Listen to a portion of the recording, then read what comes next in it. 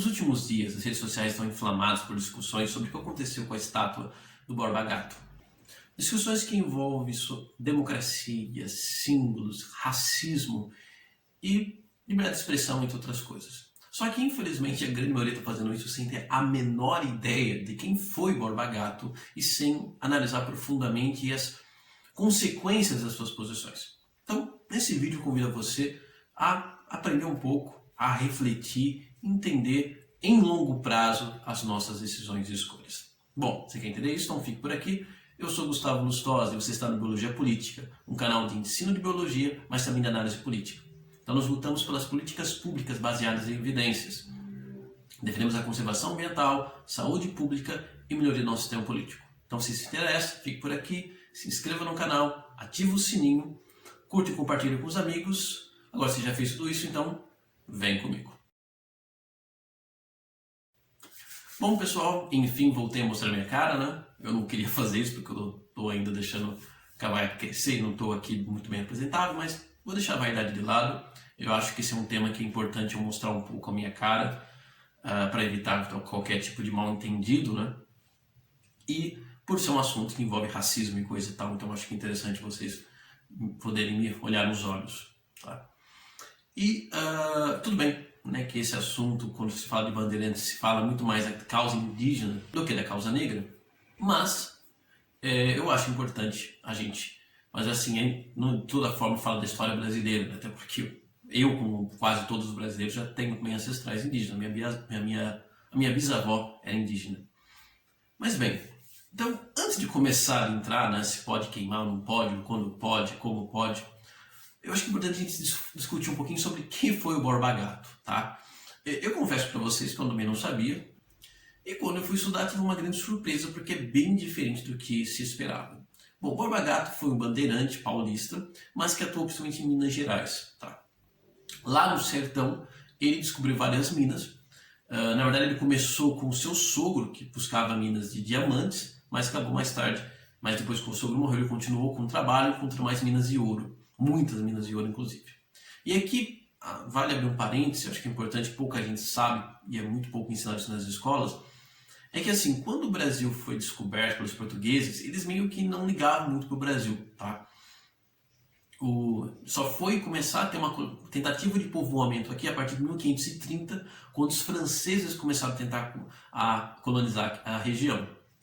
E houve mas assim, a colonização ficava bem mais basicamente no litoral, só mudou isso quando houve a União Ibérica, Portugal e Espanha se tornaram um só, e aí houve uma expansão, e aí que entra a figura do bandeirante, que foi muito importante para a expansão territorial do Brasil, porque como agora tudo era da mesma coroa, né, com a coroa hispânica, os bandeirantes puderam desbravar mais para o interior, apesar que ninguém mesmo sabia onde ficava a linha do Tratado de Tordesilhas, era meio que nas coxas isso. Então, e a partir do século XVII, quando já houve novamente a separação de Portugal e de Espanha, Portugal começa a olhar muito para o Brasil à procura desesperadamente de ouro, outras coisas de valor comercial, porque Portugal estava em grande crise, né? E aí que entra uma das figuras, que é o Borba Gato. O Borba Gato, ele encontra várias minas e, para a tristeza dele, Portugal enviou um ministro do Estado para ser o superintendente das minas. Então, creio eu, na cabeça dele, eu fiz todo o trabalho sozinho, e aí vem um privilegiado, alguém lá da coroa, e fica com tudo. Então, provavelmente, aí vai depender das fontes, mas parece que ele realmente fez premeditado, levou esse ministro para ver as minas e jogou ele dentro de um abismo e o matou.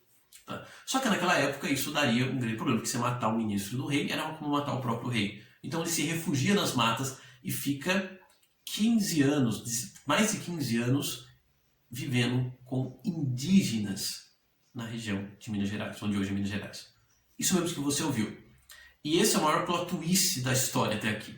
Borba Gato não foi um caçador de índio, não foi um escravocrata, ou coisa assim. Sei lá, talvez a mina tinha mão de obra escrava, mas não foi um dos maiores símbolos desse tipo de monstruosidade. Muito pelo contrário. Como ele estava sozinho, muito provavelmente os índios gostavam dele, porque não tinham muitos motivos para ele ele instalasse fosse forçado, se não fosse a contragosto dos indígenas. Então, sei lá, ele pode ter sido racista ou coisa assim, mas chamado de maior símbolo, de grande símbolo do genocídio indígena, é no mínimo muito forçado, ok? Então, sinceramente, quando eu descobri isso, e talvez você também tenha esse pensamento, eu fiquei muito surpreso e decepcionado que o pessoal tenha feito uma coisa dessa, mesmo que eu concordasse, eu já vou entrar nesse mérito, com ter escolhido isso como símbolo, né? Tinha tantas estátuas, monumentos, sei lá, de bandeiras que você poderia fazer isso, faria muito mais sentido, e pegar um cara que provavelmente não tem nada a ver com isso, tá? Não tô falando que, como eu falei, ele não era bom, mas usá-lo como símbolo é muito sem nexo, para ser sincero, foi muito aleatório, para ser sincero. Sei lá, se a estátua é grande, né? Parece realmente que olharam, ele é bandeirante, logo ele deve ter escravizado indígenas, tá?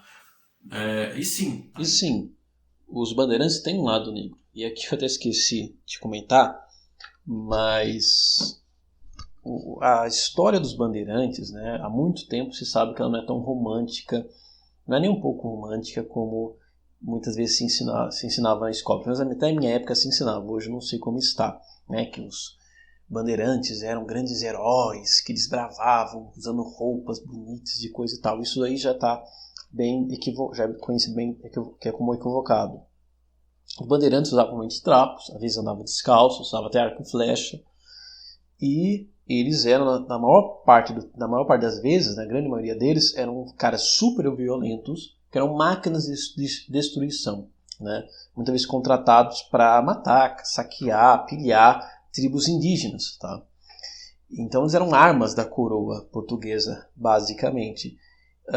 Só que até nisso muitas vezes eles eram covardes. Muitas vezes eles, ao invés de, por exemplo, ir lá e caçar um índio, né, entre aspas, selvagem, né, um índio com a sua cultura natural, eles atacavam paróquias e tal, bases dos jesuítas que tinham indígenas ali, que haviam voluntariamente se entregado ou eram refugiados, os índios que já não sabiam lutar tão bem assim, eles atacavam, matavam padres para tomar os índios como escravos, tomavam terras assim por diante, tá? Então era bem parecido, né, com milícias e coisas parecidas que nós temos hoje em dia. E uma coisa também que mais recente, né, que foi confirmado, por exemplo, pelo historiador Lauretino Gomes, é que quem trouxe realmente os conhecimentos agrícolas e puderam tornar essas terras conquistadas em coisas produtivas, porque não adianta nada, sei lá, matar todo mundo e não saber o que fazer com aquelas terras, foram os africanos que vieram com conhecimentos negros, escravos africanos que foram trazidos para cá, foram que trouxeram técnicas que realmente puderam usar as nossas terras e torná-las produtivas, né, tanto quanto até hoje, tá? Então isso é uma coisa bastante importante. Então assim, por mais que, sim, os bandeirantes para bem e para mal foram importantes para a nossa história, são, né, uma coisa influente, eles não são heróis, né? Foram sim, a grande maioria deles, monstros que eram máquinas de destruição e que, se não fosse essa ajuda de outros povos, como por exemplo os africanos, provavelmente não teriam feito grandes coisas, tá, para realmente a prosperidade do país. Entretanto, como eu falei, há exceções, né, ou mais ou menos exceções, se for o caso, por exemplo, do Borba Gato, né? Ele, por pior que fosse, como eu já falei, não era um santo, mas ele não era exatamente um caçador de índio, um escravista, um cara, enfim, né? Provavelmente era o contrário, ele era um cara que tinha muita amizade com os indígenas, digamos assim, e graças aos indígenas ele conseguia encontrar as minas, né? Porque os indígenas estavam ali na terra há séculos, há milênios, enquanto ele, né, tinha acabado de chegar junto com os portugueses. Então, isso é uma coisa que a gente precisa entender e não confundir. Então, faz todo sentido sim uma crítica a figura do bandeirante, tá? A você tentar desconstruir essa ideia, essa propaganda que foi criada. Mas, ao mesmo tempo, tem que saber fazer e escolher os alvos corretos, com todo respeito. A Borba Gato, no caso, era mais um mineiro do que outra coisa, né? Mineiro aqui no sentido literal da palavra. Tá? Bom, então, se fosse para escolher um símbolo, deviam ter escolhido qualquer outro. Esse foi realmente um tiro no pé.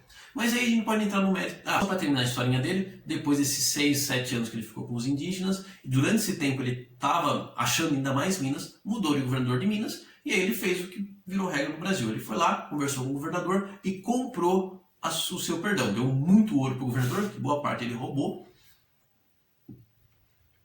E esse governador não só perdoou ele do seu crime, como lhe deu o título do cara que ele matou, que seja superintendente das Minas e também tenente de Minas Gerais. Então, como diria o Peninha no Buenas Ideias, não sei se você já viu o vídeo, muito bom, ele conta mais detalhes ali do que eu. O Borba Gato é infelizmente um símbolo do verdadeiro Brasil, um Brasil que mostra que o crime compensa. Basta você juntar muito dinheiro o suficiente para comprar o seu perdão. Tá? Só isso. Então, novamente, usá-lo como símbolo de genocídio indígena, qualquer coisa do tipo, é muito sem nexo, é muito forçado, é um tiro no pé. Tá? Mas aí vamos entrar no mérito. Vamos imaginar que, tá bom, Borba Gato fosse Hitler, fosse um cara horrível, tivesse sido o maior traficante indígena da história da humanidade. Vamos supor, negreiro, enfim, o que você quisesse. O que isso justificaria ir lá e colocar fogo na estátua? É que a gente tem que entender alguns pontos. Primeiro ponto, né, que eu acho importante levantar. Toda figura histórica, quando você faz uma análise histórica real, não propaganda, ela tem normalmente várias facetas, porque, querendo ou não, nós somos produtos do nosso tempo e espaço. Tá? Por mais que a gente lute para ser diferente, vai ter coisas que nós estamos reproduzindo, que nós aprendemos, infelizmente. Tá? Então, assim, mesmo aquelas figuras mais progressistas, mais à frente do seu tempo, vão ter seus pontos negativos. Isso não é passar pano, isso é ser realista. Tá? O ser humano é assim mesmo. É um ser que tanto consegue fazer arte, salvar milhares de pessoas, criar música, etc., criar ciência e tal, mas também pode fazer o maior tráfico humano, como foi o tráfico negro, que era terrível. Então, o que a gente precisa entender? Então, assim, quando você começa a querer cancelar figuras históricas, é bem provável que você vai cancelar todas elas, tá? E isso que é o grande ponto da questão, porque se você tenta criar, se você cria um critério muito aleatório, muito arbitrário, vira aquela coisa, eu odeio todos os racistas, os fascistas, etc., que eu não gosto, né, que não são meus de estimação. Por exemplo, quando a Manuela Dávila foi perguntada sobre o Stalin, ela passou pano, ela falou, mas na época dele era comum, era um contexto de guerra, e coisa. Bom, eu posso usar esse argumento para o Borba Gato, para qualquer outro cara, na época dele também era assim, era guerra, não sei. Então, né, se a gente for cancelar, a gente vai cancelar também figuras históricas como Che Guevara, Fidel, entre outras, tá? Então, o Zumbi dos Palmares, que também tem a discussão se eles estavam mão de obra escrava. Então a gente precisa entender esses pontos, tá? Não tô aqui falando que estou comparando o Borba Gato com todas essas figuras. Não, tá? Tem diferenças claras.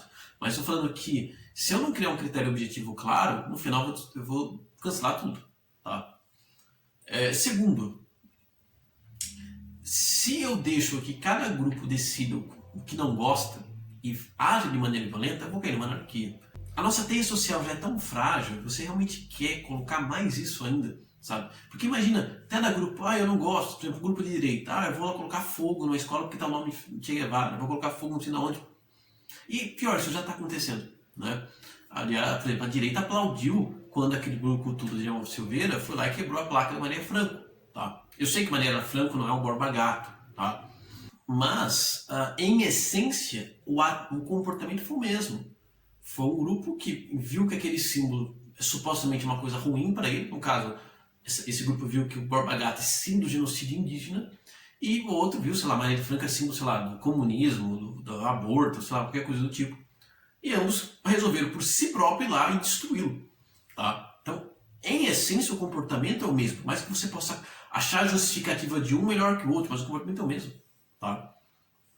Então, esse é o futuro que nos leva a ter cada vez mais violência. Tá?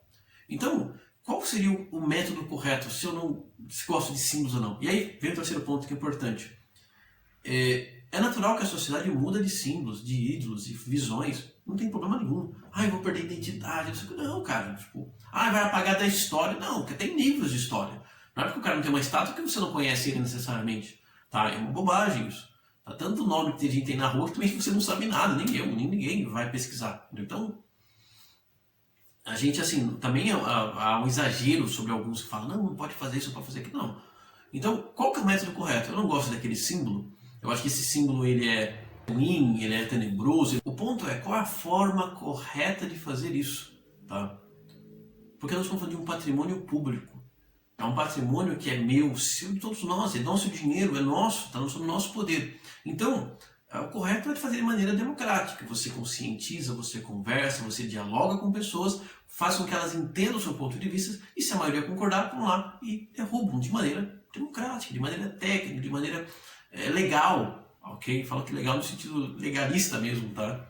O triste disso, que é o quarto ponto de reflexão, que é muito triste, é perceber então que tanto a esquerda quanto a direita não são civilizadas, não passaram pelo iluminismo, como eu gosto de falar. A verdade é essa, tá? Porque o que eu estou falando aqui vai ter muita gente que vai estar me xingando, porque vai considerar uma coisa absurda. É absurdo você respeitar a opinião das pessoas, porque é revolucionário que eu tenho que respeitar, que eu não posso usar da violência só porque eu acho que eu estou certo. Então é muito triste isso notar que infelizmente nós temos que explicar o básico, nós temos que explicar o mínimo de viver numa civilização, ok? Então que retrocedeu o debate político aqui no Brasil, tá? Mas bem, então só para retomar e confirmar, eu não sou contrário a derrubar monumentos, estátuas que nitidamente estão homenageando, mesmo que não nitidamente, figuras históricas ligadas ao racismo, machismo, qualquer outra coisa que não cabe mais no século XXI. Mas, claro, isso precisa ser feito por uma PL, por uma moção, por representantes legais e assim por diante. E já existem, inclusive, leis sendo tramitadas por isso. Só que isso precisa ser feito da maneira correta, da maneira democrática. Porque é a grande questão, você quer mudar um país para melhor ou você quer tirar foto, quer sair bem, quer sair na mídia? Se for sair na mídia, coloca fogo em qualquer lugar, você vai sair na mídia, tá? Mas se você quiser realmente mudar um para melhor, é só esse caminho. Porque até mesmo a violência, primeiro que ela não muda do dia para a noite as coisas, se mudar. Segundo, que até tem aquela pesquisa, por exemplo, que mostra que quando um movimento pacífico tem no mínimo em torno de 3% da população do lado dela, esse movimento é suficiente para mudar regimes políticos. Claro, eu sei que não é sempre, enfim, né, que isso é uma lei, uma regra, claro, com certeza não é, mas isso é um bom exemplo de como que a violência, ela não é nem sempre, a grande maioria das vezes não é a melhor solução. E principalmente no nosso caso, nós ainda temos ou uma democracia aí cambaleada, ou uma pré-democracia, enfim, uma hora eu faço um vídeo sobre isso. Mas nós temos um sistema que não precisamos usar violência, temos um nível de representatividade, de lei. Então existem meios pacíficos, meios consensuais que podemos fazer isso, tá? E, é claro, na próxima vez pelo menos eu escolho um símbolo um pouquinho melhor, ok? Bom, então é isso. Você concorda, discorda, dê seu like, dislike, não tem problema quanto a isso. E se você quiser discordar, debater, pode comentar aqui, mas faça isso de maneira coerente, com argumentos e de maneira respeitosa, ok? E é claro, compartilhe, indique para os seus amigos para ajudar a crescer. Então é isso, valeu, falou!